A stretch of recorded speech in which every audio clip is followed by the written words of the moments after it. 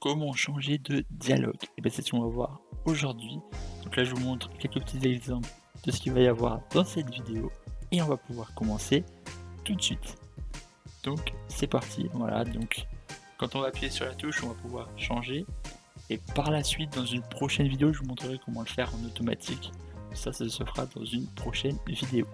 Donc là on retourne dans Content, voilà, et là on va aller dans Dialogue, voilà, voilà, on va dans Dialogue et on va faire, on va déjà faire une séquence ici, voilà, et on va faire New Task, voilà, New Task, et on va ouvrir celui-là, celui qui est vide, et je crois que ça s'est enregistré dans Dialogue, oui, là, hop, on va taper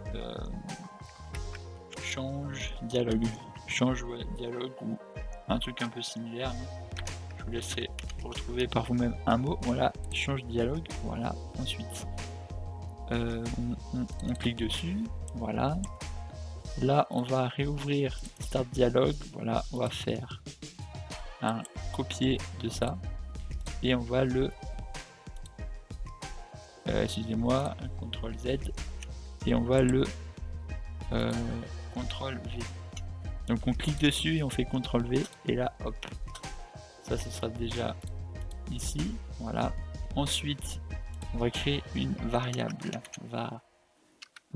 excusez-moi, texte. Donc là on va marquer dialogue, voilà, qu'on va mettre en texte, voilà, hop, et on va créer name. Ça ce sera pour plus tard, hein, quand on fera le name, le nom du personnage. Ça viendra par la suite. Du coup, on va faire comme la dernière fois, on va prendre un event receive execute IA. Donc, event resave. Donc là, ça c'est pour faire pour récupérer les éléments à partir d'un IA contrôleur. Donc, ensuite, quand on est là, on va faire 3, voilà, get, et on va faire get blackboard value pas actor, c'est objet, hein, value object, voilà, blackboard value object, celui-là, et on va faire un cast sur cast to je l'avais nommé comment lui, je l'avais nommé dialogue message, voilà. Ensuite, je vais juste retourner sur tac, on va faire un save total sur dialogue message. Je crois que c'était là. Et on a dit qu'on avait tapé texte dialogue. Ok, texte dialogue, pas de problème. Donc, on va taper du coup texte dialogue. Get text dialogue, c'est 7. Ah oui, excusez-moi. C'était justement ce que je voulais faire. On va créer la variable texte dialogue. Ce sera beaucoup plus simple. Dialogue. On va marquer avec un E, c'est pas grave. Et on va mettre en texte. Voilà. Et là, on va prendre cet élément-là. Voilà.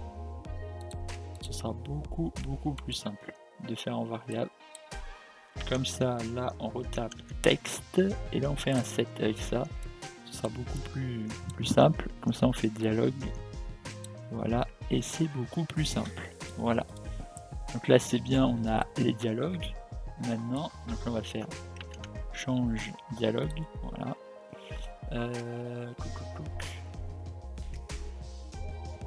Ah, justement, on va les mettre en variable, justement, tu as oublié ça. Et là, du coup, on pourra mettre le... attendez, juste au-dessus. Voilà, comme ça, on pourra mettre le nom du personnage ou je ne sais quoi. Et ici, voilà, ce sera beaucoup plus simple.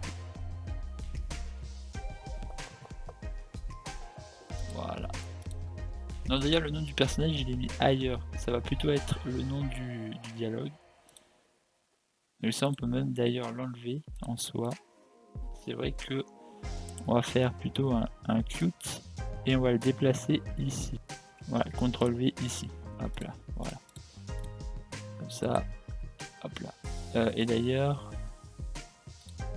on va désactiver ça. Voilà. Du coup, là, ensuite, on va faire un event receive, mais là, cette fois-ci, ça va être ticket.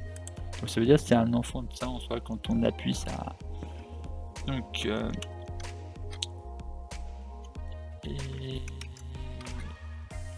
event. Pourquoi donc event?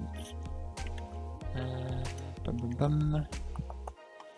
Ticket. Si je ne dis pas de bêtises, c'est ticket, pas ticket. Hein. Moi, c'est ticket. Hop. Ensuite, quand on est là, on va faire un branch. Voilà. Un branch. Voilà. Qu'on va activer quand on va appuyer sur une touche.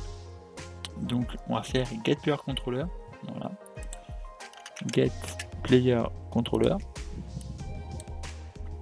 Ensuite, on va faire un was input key just press. Donc, c'est quand je presse une touche.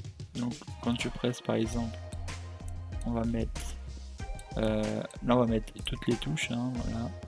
Donc, any key. Si je dis pas de bêtises, voyons voir. Ouais, any key.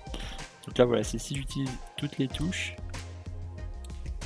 Enfin, si j'utilise plutôt une touche du clavier, voilà.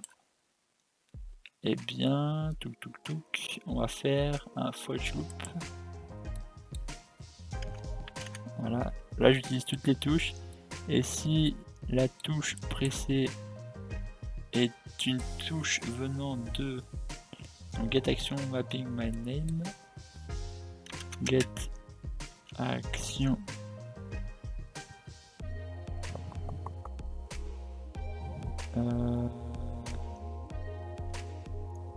get action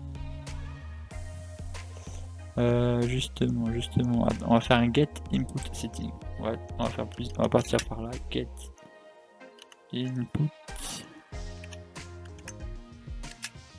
setting, voilà.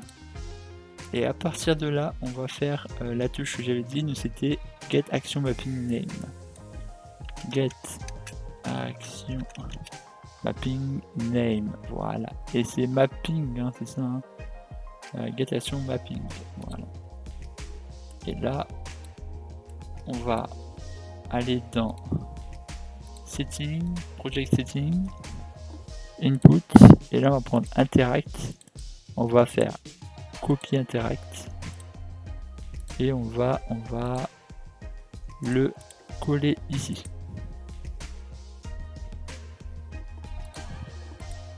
Voilà.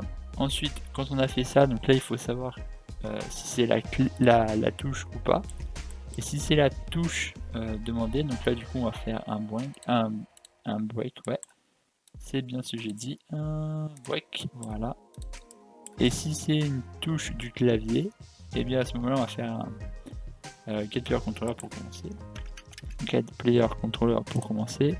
Et on va faire un was input clé. Was input clé, voilà. Was input clé just press. Voilà. Et là, hop. La mince, grave. Donc là, si j'utilise la clé qui est ici, et bien à ce moment-là, branch, on va faire finish. Mince. Ici, et on va faire finish.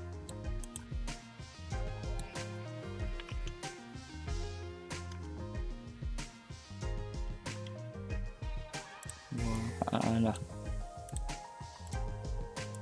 Donc ça veut dire que si on replace, ça veut dire que dès qu'on exécute, ça récupère du coup le fichier qui est ici, voilà, ça récupère ce que ça doit être. Donc si c'est celui-là, si c'est celui-là, ça récupère.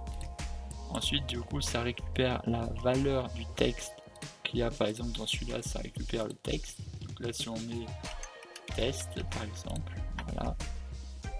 Là, je vais mettre un autre change texte, dialogue, et sur celui-là je vais mettre loup par exemple, voilà, test et loup, voilà.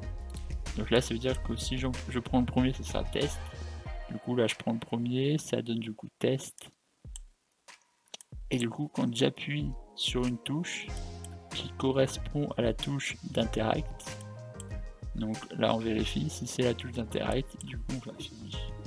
Et en faisant un finish, et ben ça va passer au second. Ce qui veut dire qu'en passant au second, ben ça refait la même chose, ça prend les infos, les noms, tout ça, et voilà. Donc on va voir si ça fonctionne. Donc on va faire press et la test. Et on rappuie loup. Et voilà. Bon là ça fait bien évidemment en boucle, hein, parce que ça repasse, bien évidemment, mais voilà ce qu'il faut se dire. Donc là ça veut dire que dans cette variable ça switch. Donc si les notes variables en change ça, donc là voilà, c'est aussi simple que ça. Donc en gros voilà, là c'est pour dire si c'est celui-là, si c'est celui-là, voilà, lequel de ces change dialogue on est. Donc si on est sur le change dialogue 3 ou le change dialogue 4, voilà. Et du coup si on est sur le 3, ben, ça récupère, c'est à de marquer ici, voilà, test, tout ça. Et là du coup c'est juste quand on appuie, voilà. Donc c'était voilà, aussi rapide que ceci. Si les explications bien évidemment des vidéos que j'ai faites, de la vidéo que j'ai faite aujourd'hui ou des anciennes n'est pas claire, n'hésitez pas à me le dire, voilà, pour que j'essaye de voir ce que je pourrais essayer de faire, voilà. Mais sinon c'est tout pour cette vidéo, et moi je vous dis à la prochaine. Et la prochaine fois on verra comment faire des questions, voilà, donc comment pouvoir poser des questions, ce sera le thème de la prochaine vidéo. Allez, ciao.